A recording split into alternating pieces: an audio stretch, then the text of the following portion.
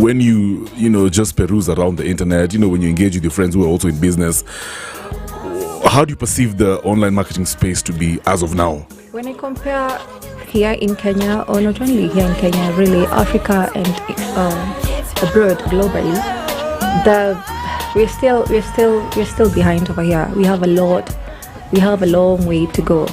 So I remember, let me give you a story. When I started this business for marketing, I kept on I had to look for clients, right? Mm-hmm. And that time I didn't have chums to do the advertisements, because don't forget the platforms as well, they're businesses. True. So if you just post and rely on the organic way of getting followers or getting potential clients, it's going to take a while. And that time I needed the chums. Mm-hmm. So I went to town, like shop to shop, like trying to pitch in to them. And let me tell you, most of those stores that I entered, they were like, I don't want that. What is that? I don't want that. I'm not interested. Yeah. I'm relying on walk-ins. I'm like, walk-ins? In this time and age, walk-ins? Yeah. What do you mean? Let me give you an example. Yeah. When kids are playing out there, right, and you want to sell some candy, where do you go to sell the candy? To the playground. Correct. Yeah. That's where they're chilling. Yeah. Where are grown-ups chilling nowadays? It's the internet. Yeah, right? We're cruising the internet. With friends, exactly. To mingle with friends, to learn in YouTube. Yeah. You feel me?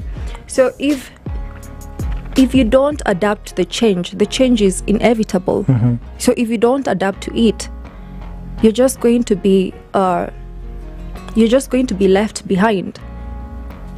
So let me ask you, I want to go back to that statement that you made when you go to some stores and guys are like, at the online, how nah? Guys are like, nah, for me, walk-ins are what works. What is the biggest concerns when you tell them about online marketing? What really, what's their worry about? Is it that they don't understand it? No, some of them do understand. I've come to realize that most of the people, when they start a business, they don't put chums aside for marketing. Mm-hmm. What is marketing? To them, it's more like, I'm starting this business. I'm expecting people to come and find me. Like, somehow. Come on. It's like you start, you have a business, for example, and it's in the middle of the forest. Yeah. And then you're waiting for people to come and find you. Yeah. Word of mouth. Right? Yeah, I've been seeing these ads that have been running. I think they're supposed to be comical, when they show you a company's marketing budget, and then there's a thin razor and they're slicing through an apple. Have you guys seen those things? It's so thin. This is the company's. So it's really important for guys to really try and see how they can market themselves. Before we even dive in really deep into the marketing perspective, how did you begin this idea? What made you click and say, okay, I'm gonna be a digital marketer? This is a spark. What was your light bulb moment? If I look at it right now, I just laugh because in school I did actuarial science. Oh, wow. And then wow. When I reached second year, I remember there was a lecturer, Mr. Ngari. He kept on saying, you can earn some chums here and there by working at insurance companies. Mm-hmm. So I went and tried my luck at Britam Insurance, and that's the time they took me and I started in sales. So being an introvert, at first it was a bit hard because what are you telling me that I have to approach people and tell them that they have to buy insurance? So the good thing was you have to partner with someone. So for example, if you're going to meet a lady, it's better you have a guy because she's going to be more close and open to the guy than... Interesting. True. Yes. What? For you to close the deals. Mm-hmm. So later on, I started earning good chums. Then later on, they started telling me I have to go and work in the office. And that time I remember I was getting paid like 120K, And the only time I would go to the office was on Monday. So when they told me that they want me now to start working for them in the office, that means I would have to be there every single day. Mm-hmm. And that time now they would start paying me like 50 Gs in a month. I was like, hell to the no. Get out of here. And then I think that time that I got there, I started getting paid the 120. I was like, what is school, man? What is school? Like, what are you trying to tell me that I can't go back to school? And I also think I got into like bad companies, and also I also became toxic. I refused to finish school, and afterwards I got into another marketing company, and also before COVID now I started doing catering because I love, one of my hobbies is to cook. I love to cook. So I started that business. It was doing well till COVID happened, and then later on I got employed to a US company to do marketing for them. And then later on I thought to myself, why don't I start a bags business? Because that time I was teaching people how to ship goods from China. So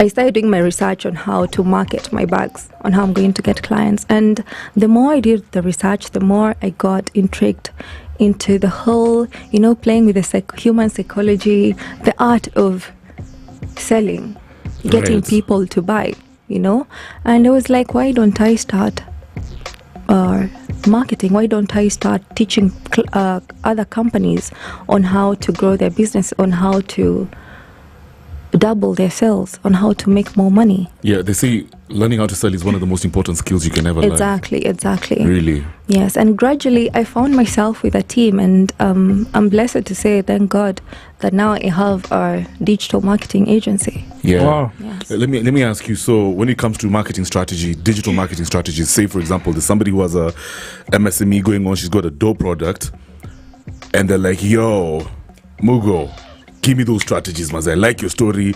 I need to hit the ground running. Give us like some of the give us some of the a rundown of some of those really effective strategies that would instantly get sales. First of all, you have to tell me who is your target audience. I always tell people, it doesn't matter what kind of product you're selling. If you don't know who your target audience is, then you're messed up. You see, like for example, let me give you an example of a traditional market, like the billboards, right? Have you ever seen Matara being advertised on Thika Road? Hell no. No, exactly. Remember right? we talked about this? Yes. Yeah. No.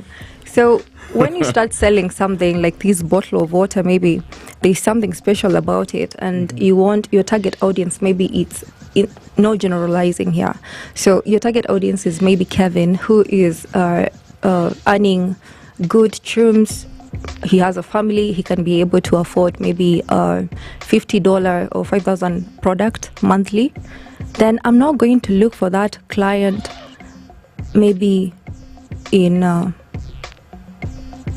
Islands. just anywhere or in Kayole, right? I was like, And the good, like, It's okay, just say it. and the good thing is platforms like Facebook, especially, they give you that ability to just target your audience where they are. Yeah. Like if it's Rwanda, you target that Straight to the specific point. area. Yeah. Like we don't want someone who's going to just come and keep on asking inquiries every single time without buying, So you're able to put, once you come with a product, I'm able to tell you if this is your target audience, then I'll suggest for you to put them maybe in TikTok, or maybe in Instagram, maybe in Facebook, or maybe if it's a big company really, or maybe you're selling services like my own marketing, you can do Google ads. Oh yeah, exactly. Google ads are really effective. So for the affluent customers, where are they mostly? What platform? As I said, it depends. It depends on your product. Yeah. Okay. Yeah. So that's the first one. You need to know your target audience. Exactly. So what's the other one? The second one is your product adding value? Is your product adding value? Because as for me, like a skincare, you can't tell me, like for example, someone else is selling to me the skincare. You can't tell me, okay, the first time I'm going to see your ad or your business, I'm going to buy it. Then I'm going with skincare. Of course, you have to wait for a few months for it to be effective. Then later on, maybe I start having pimples or a reaction, and expect me to buy it or refer you to other people. No, I'm not. So is your product adding value to that person? Yeah. And with that, now you can try and give them a discount. For example, if a client buys to you, you tell them, you have bought this product, right? Now I want you, once you reach home, you start using the product, I want you to give me a review about it. In that review, once you give me that review, your next product, I'm going to give you 50% off. Yes? Yeah. That is if you video yourself because it's more effective. Right. Yeah. And also you can tell them, if you refer another client, I'm going to cut another 30% off. So this person, if they love this product, they will try all their best to refer other people. Exactly. Yeah, so that they can get the product for free, depending on how many referrals they're going to give you. Yeah. Yes. So once you do all that, if your product is working, now it's up to you to play around with different strategies to get to have that repeat client. So as long as you have proof of concept, as long as there's interest, yes, you can use other different strategies at least to maximize your sales. Yes, because that's where branding comes. Repeat clients, because you don't want to every single month or every single week to be spending chums on ads and yet they're not converting. So you'll be going at a loss. Beautiful. Yeah. So how do you stay up to date with ever trending trends in digital marketing? Like, how do you know, okay, now this time is for me to adjust, let me do this? How do you stay up to date with that? I have coaches. Nice. Yeah, like Instagram, Meta, I have a coach who works there. Yeah. And do you have a specific area of expertise within this digital marketing space that you do? Like, these are the companies that you work with, or the ones who are selling only beauty products, menswear? Do you have a specific area of expertise for companies? For anyone, any client? You approach any company and work with them? Okay. Yes. And then from what you tell me, then I'm going to be able to tell you then I don't fit in that area, like I can't help you. And then maybe I can direct you to someone else who might help you in a better way. And how do you gauge the traction? Let's say you've worked with this company for let's say a month or two, or even just say it's SpiceFM and you want to really increase our digital footprint and help us be out there. How do you gauge the traction that has come through your interaction with us? The good thing about digital marketing is you're able to see what works and what doesn't. Yes, that's the difference between the traditional marketing and the digital marketing. So if I've been working with you guys for maybe 2 months, you guys on your end, you'll be able to see this person has added value, whether they have added value or not. If you think I haven't, then you have to let me go. That's the good thing.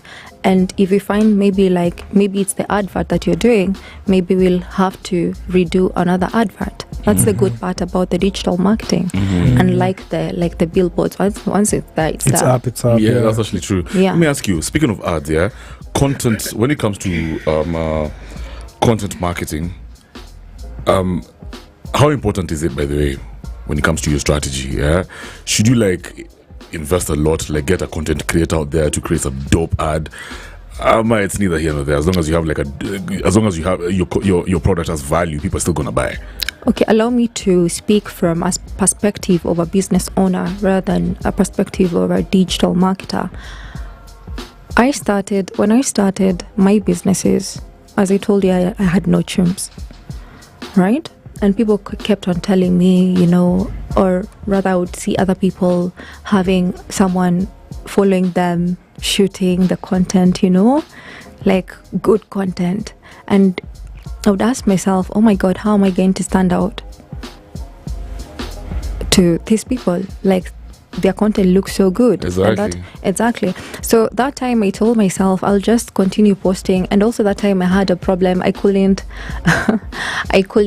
wasn't so good with camera. No, you were shy. Yeah, very shy. So are you like an introvert or something? Yes. Oh, introvert. Yes, I was very shy. Very shy. Yeah. So I just told myself I'm going to start where I'm going to start. We underestimate the value of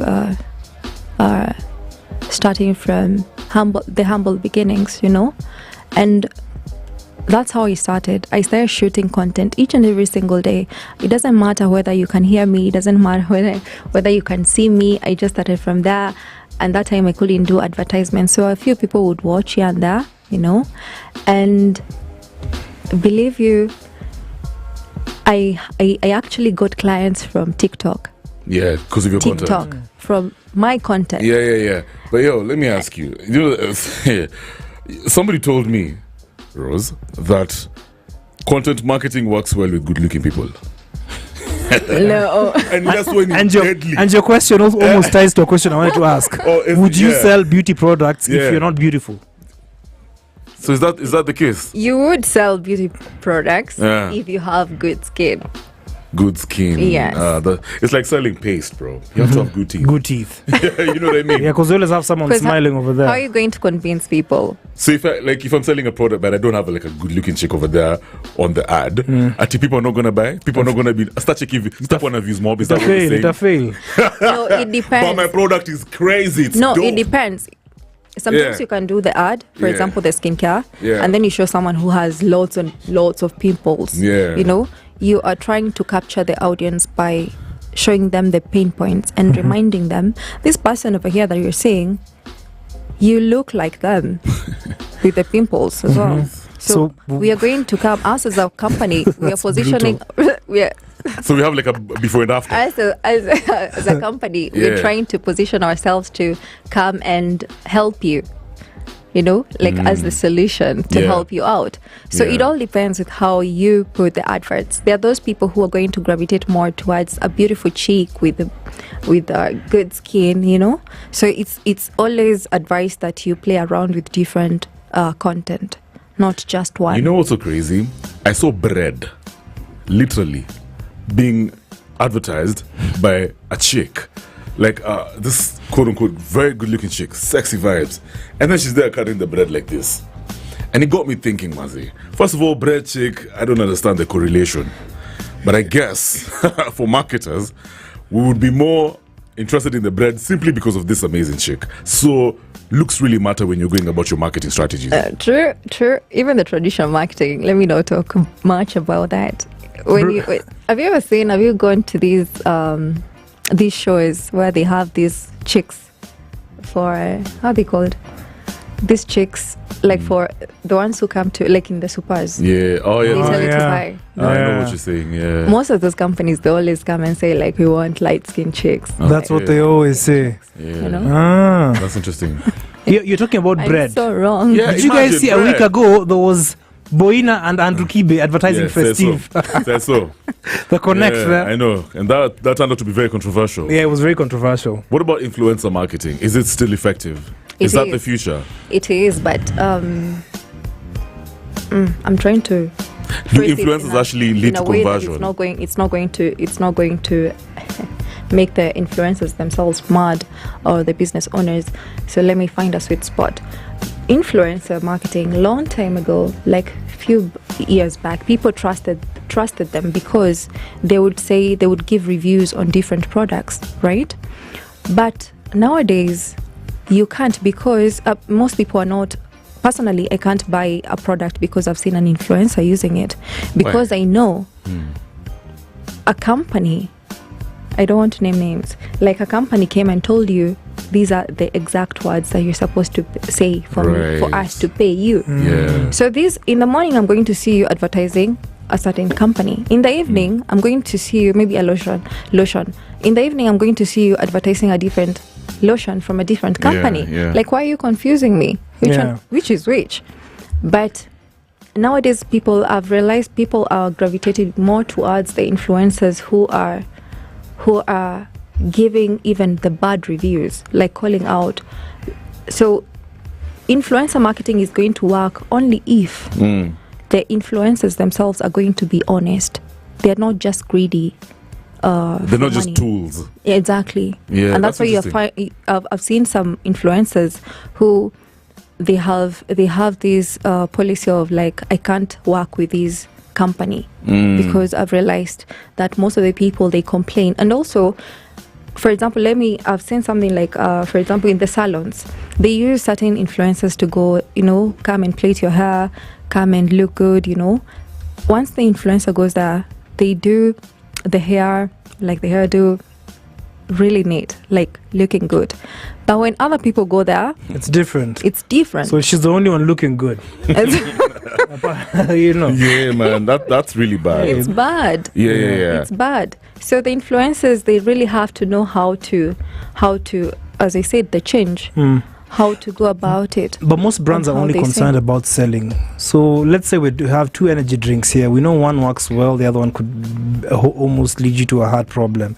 But these guys will always use an influencer, someone who's a high profile, maybe rugby player or basketball player. Drink this bottle and show us how much you're full of energy. Yeah, we know very well it's not even good for your health. So I don't know how people are going to go about that, because I find like it's not only the influencers who are not truthful, but the brands themselves hide behind these influencers to make things look really hype. It's going to be tricky, because I know most of these people, they all need chums. Yeah. They all need chums. So okay, besides let's put digital market on the side. You mentioned doubling profits. Besides digital marketing, if you want to double your profits, which other ways can a company maybe I don't really afford, I can't afford it, like when you started off you didn't have money for the digital marketing. Yes. And I really want to push my brand. Which other ways can I use apart from digital marketing? Make content every single day. Make content every single day. Yeah. Give value. If it's entertaining people, entertain them. You have to choose. It's either I'm going to educate people or I'm going to entertain people. Right. So it's up to you to choose whatever you feel comfortable with. Yeah. Right? So make content each and every single day without fail. People are watching. Yeah. People are watching out there, and they're just waiting for you. They're just waiting for you. Yeah. And the good thing about even the digital marketing, with as little as 500 shillings, you can do the ad. Ad. Yeah. Yes, the impressions are going to be low, but a few people here and there are going to see the ads, and from that ad, maybe you can get one client. Then reuse that money and do another ad. Okay. Yes. So apart from the digital marketing, you can do the normal way, like the way I did, going more like hawking, going to town looking for clients. Hey, I sell this. Yeah. Please support me. Right. Yes. Okay. So I've come to you. Give me a realistic time frame. I want you to help me double my profits. How long will you take? So I can say, okay, fine, I'm working with Rose, and it's true, it's been this duration of time, and my business is picking up. What time frame do you work with for someone who wants to double their profits? Put your money where your mouth is. Yeah. It depends on the platform. Are you talking about the digital marketing? Yes, digital marketing. It depends on the platform. Okay. What's the most powerful platform, though, to get started? You have a very good product.